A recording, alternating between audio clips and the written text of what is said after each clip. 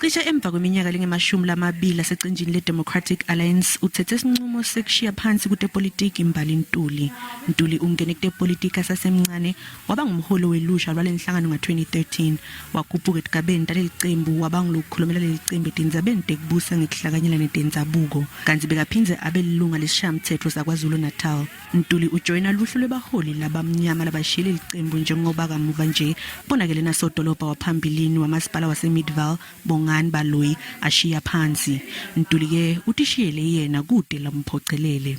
I've decided of my own volition that for my own personal growth and my own trajectory in terms of what I see as being the role that I play in the country, to step back. And I think that a good dancer always knows when to exit the stage, and I think that I've done my bit for the DA. I'm incredibly proud of the work that I've done there. Ntuli watiwa ngekukhulumela netimela njengoba nga-2020 wabonakala angenela umjaho wesikhundla sebuholi kuleli qembu na John Steenhuisen. Wagcika kakhulu labanye baholi baleli qembu nendlela lelichuba ngayo tintfo leli qembu. I think that I've always been very forthright about the things that I think have not gone well in the party. It's why instead of just only complaining, I started a campaign to try and run to be able to change it, because I don't believe that you should only criticize and not do anything. Liqembu lakhe kulesifundza limncome kakhulu ngendima layidlalile. I think Mbali is a dynamic young lady, and she resonates with people, and I think that's one of her biggest assets.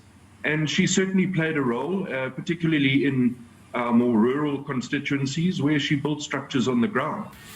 Nanobe Ntuli atishiyele yena ngekwakhe ngabe kusho kuthini kushiya phansi ngebuningi kwebaholi labamnyama kuleli qembu? I think that the current exodus of leaders that has taken place is really starting to spell, I don't want to say the end of the party, but the end of the party as we've known it. They're going to continue to shrink until they become a one-two-man party that only represents your local suburbs in Johannesburg, Durban, and Cape Town, and other suburban areas of this country.